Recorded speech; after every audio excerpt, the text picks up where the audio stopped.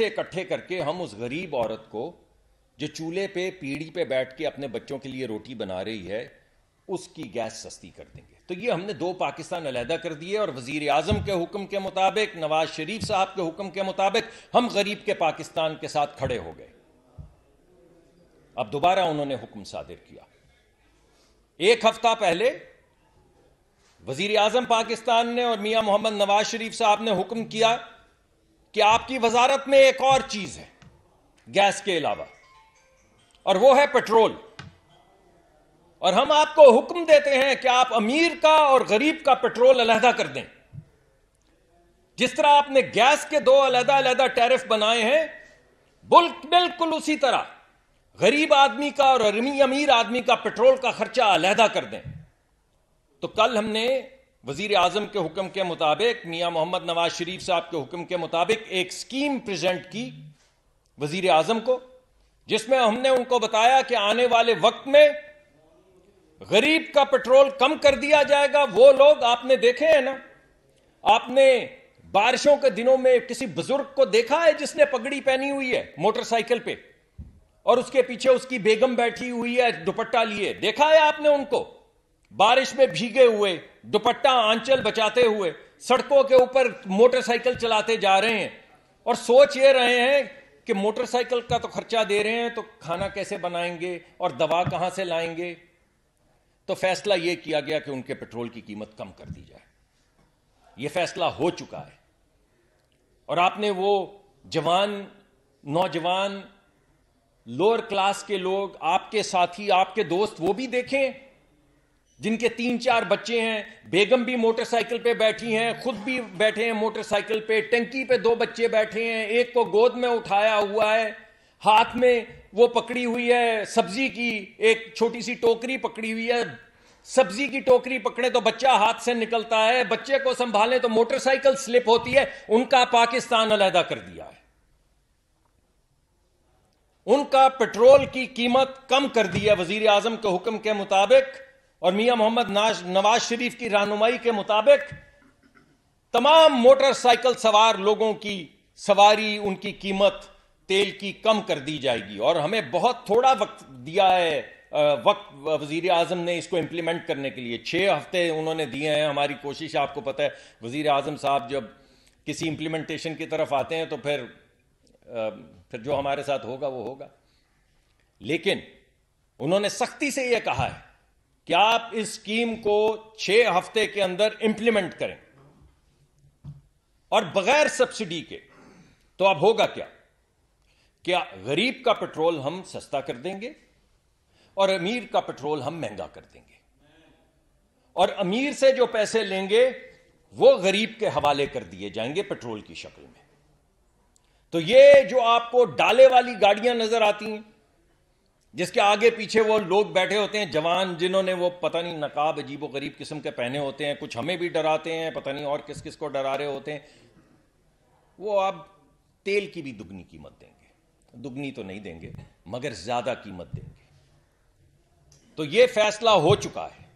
یہ بڑی گاڑیوں والے یہ پیٹرول کی زیادہ قیمت دیں گے اور اس قیمت کے ذریعے غریب آدمی کے پیٹرول کی قیمت کم کی جائے گی.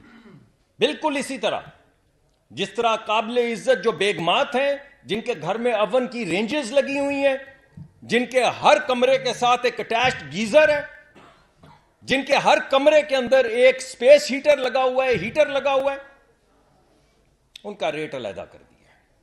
وہ ضرور استعمال کریں, ان کا حق ہے پاکستان میں یہ استعمال کرنا, انہوں نے بڑی محنت سے یہ دولت کمائی ہے, مگر اب وہ قیمت ادا کریں اور اس کے ذریعے غریب کا گیس بھی سستی ہو گئی اور غریب کا پیٹرول بھی سستا ہو گیا. یہ فیصلہ ہو چکا ہے, 6 ہفتے میں امپلیمنٹ ہوگا.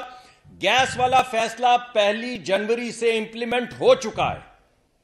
میں دوبارہ آپ کو بتا دوں کہ گیس کا فیصلہ 1 جنوری سے امپلیمنٹ ہو چکا ہے. پیٹرول کا فیصلہ اگلے 6 ہفتے کے اندر امپلیمنٹ ہو جائے گا. اور کل آپ نے دیکھا, آپ نے اخباروں میں چھاپا بھی کہ 50 روپے کا فرق ڈالا جائے گا. وزیر اعظم صاحب کا حکم آیا کہ اس کو 100 کر دیا جائے. کل شام کو ان کا حکم آیا کہ امیر اور غریب کے درمیان کا جو فرق 50 کا ہے اسے 100 کر ڈالو. تو اب ہم صبح سے 100 کا فرق کے اوپر کام کر رہے ہیں, اور اب امیر 100 روپے زیادہ دے گا اور غریب 100 روپے کم دے گا. یہ حکم دیا گیا ہے وزیر اعظم کی طرف سے میاں محمد نواز شریف صاحب کی سربراہی میں. گیس ہم کر چکے ہیں, پیٹرول ہم 6 ہفتے میں کر ڈالیں گے. بھائی میرے پاس تو یہی 2 چیزیں تھیں, کوئی اور ہے تو بتائیں, حکم دیں. اس کے مطابق بھی پھر جیسے آپ کہیں گے. مقدمہ کیا ہے؟ مقدمہ یہ ہے کہ وہ لوگ جو صاحب ثروت ہیں, وہ لوگ جو امیر ہیں, وہ لوگ جو بڑی بڑی موٹر گاڑیوں پر چڑھے پھر رہے ہیں, وہ لوگ جن کے محل ہیں, وہ لوگ جن کے گھروں میں گیزر لگے ہیں, وہ لوگ جن کے ہر کمرے کے اندر ہیٹر لگا ہے, وہ لوگ جن کے آگے پیچھے ڈالے چل رہے ہیں, وہ قیمت ادا کریں. یہ کسی کے باپ کا ملک نہیں ہے. اس ملک میں 22 کروڑ لوگ ہیں, جس میں سے 21 کروڑ لوگ غریب ہیں, عزت کے ساتھ روٹی کماتے ہیں اور مشکل سے کماتے ہیں. تو وہ لوگ جن کو اللہ نے دیا ہے ان سے ہم لیں گے, اور وہ لوگ جو اللہ کی زمین کے اوپر اپنے بچوں کو عزت سے پالنے کی کوشش کر رہے ہیں اور اپنے ماں باپ کی خدمت کرنے کی کوشش کر رہے ہیں, ان کی دوا لانے کی کوشش کر رہے ہیں, ان کو ان کی زندگی میں سہولت پیدا کی جائے, ان کی زندگی آسان کی جائے. یہ ہے ہماری پالیسی. یہ پالیسی آپ کو ہر چیز میں اب نظر آئے گی. 2 چیزوں میں تو میں آپ کو دکھا چکا ہوں. اب آپ ہمیں 6-8 ہفتے اور دیں, پھر ہم تیسرا پروگرام لے کر آتے ہیں. تو یہ پالیسی اب اسی طرح چلتی رہے گی. جب تک ہم ہیں, نہیں رہیں گے تو نہیں ہوں گے. جب تک ہیں, جب تک ہیں. اللہ نے اگر کرم کیا ہے, کوئی رسپانسبلٹی دی ہے, تو 1 گھنٹہ ہے, 1 مہینہ ہے, 1 سال ہے, 1 دن ہے. پالیسی یہی رہے گی کہ امیر کو ٹیکس کریں گے, غریب کی زندگی میں سہولت پیدا کریں گے. اب یہ 2 پاکستان کا ذکر چل رہا ہے, اور یہ بھی میں بتا دوں, دوبارہ بتا دوں, کل ہم نے 50 کہا تھا, رات کو پرائم منسٹر نے 100 کا کہہ دیا ہے. یہ میں دوبارہ بتانا چاہتا ہوں. ہمیں ٹارگٹ دے دیا گیا ہے کہ امیر اور غریب کے درمیان کا فرق 100 کا ہونا چاہیے.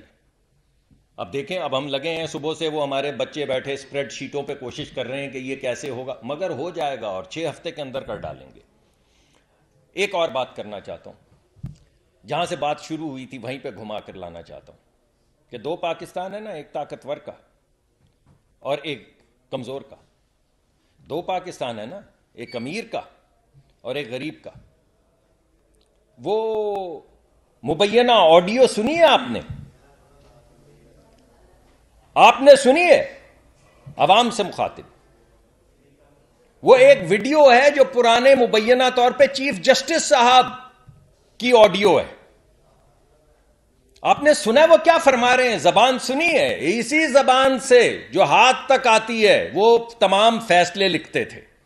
وہ تمام فیصلے کے فونٹ ڈاؤن لوڈ کیا 8 سال.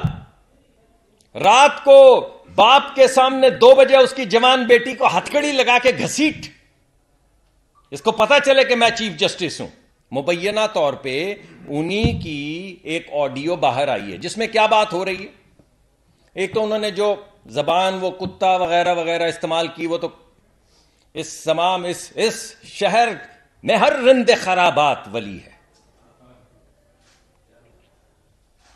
یعنی ایک شخص جو اپنے آپ کو چیف جسٹس کہتا ہو, میاں صاحب کوئی خود حیا نہیں کرتے تو جس کرسی پہ بیٹھے تھے اسی کی حیا کر لو.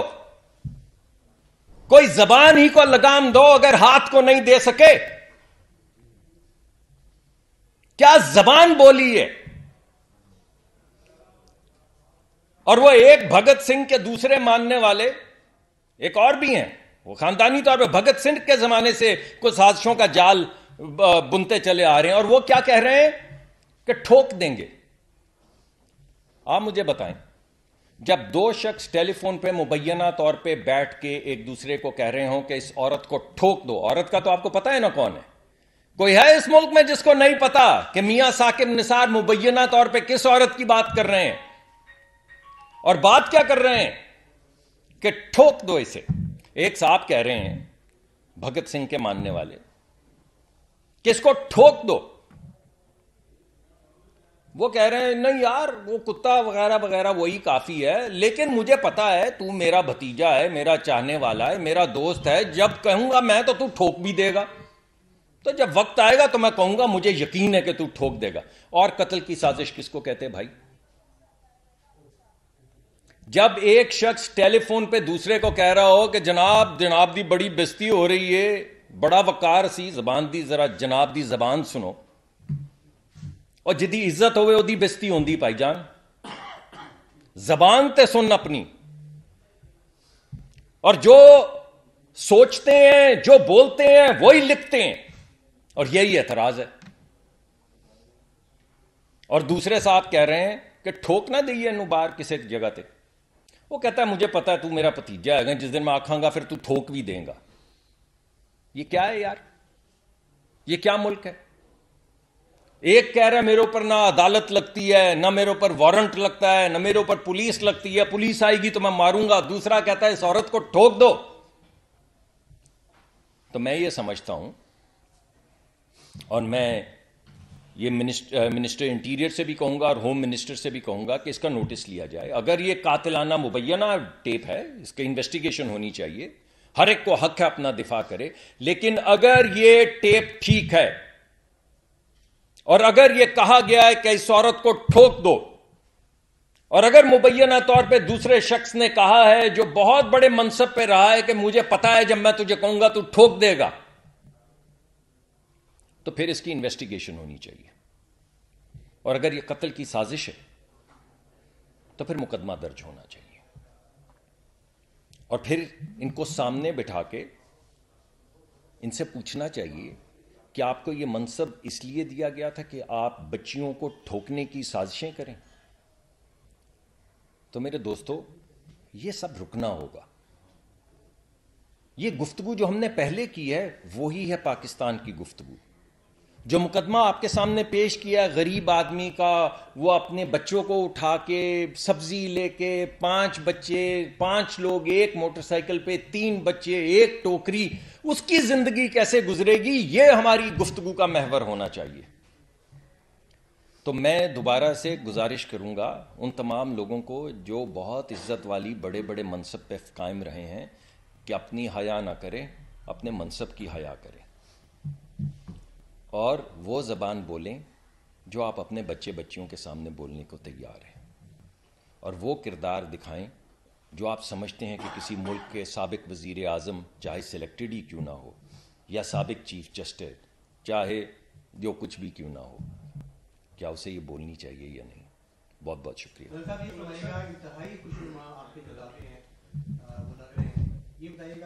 ایک تو دعویٰ پورا ہو گیا بھائی۔ جی وزیر اعظم صاحب نے یہ فرمایا تھا کہ میں اپنے کپڑے تک بیچ کے عوام کو سستا آٹا دوں گا۔ آپ کو یاد ہوگا کل تک آٹے کی قیمت تھی 648 روپے فی 10 کلو بیگ، آج اس کو 1158 روپے فی 10 کلو بیگ کر دیا گیا ہے۔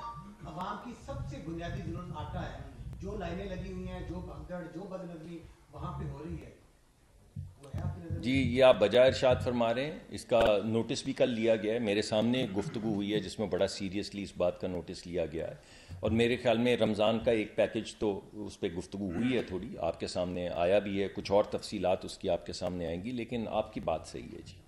اب ہمارا فوکس انشاءاللہ، اور میں بھی اپنے آپ کو والنٹیئر بھی کروں گا، ہمارے وزیر جو ہیں وہ ہمارے دوست بھی ہیں جو فوڈ سیکیورٹی کے ہیں، میں ان کے پاس خود حاضری دوں گا اور ان کو بولوں گا کہ دیکھیں یہ طریقہ کار جو ہم نے موٹر سائیکلوں کے لیے تجویز کیا ہے یا گیس کے لیے تجویز کیا ہے، اگر آپ چاہیں تو ہم آپ کی مدد کیا آپ کی رہنمائی میں ہماری ٹیم جو ہے وہ آپ کے ساتھ کام کرنے کو تیار ہے۔ لیکن آپ بات بالکل ٹھیک کر رہے ہیں جی، خاص طور پہ رمضان شریف کے مہینے میں وزیر اعظم صاحب نے کل جب یہ گفتگو پیٹرول کی ہوئی ہے تو وہاں بھی اس کا ذکر کیا ہے، تو ہر دم ان کے ذہن پہ یہی ہے۔ تو انشاءاللہ ایک تو جو تھوڑی سی بد تہذیبی ہو رہی ہے جو سڑکوں پہ آپ کو نظر آ رہی ہے اس کا بھی صد بات کیا جائے گا، دوسرا رمضان پیکج کو پورے بھرپور انداز میں امپلیمنٹ بھی کیا جائے گا، اور تیسرا جی اور سہولت جس کی ضرورت ہے، بالکل ضرورت ہے جی، انشاءاللہ اس کے اوپر بھی کام کیا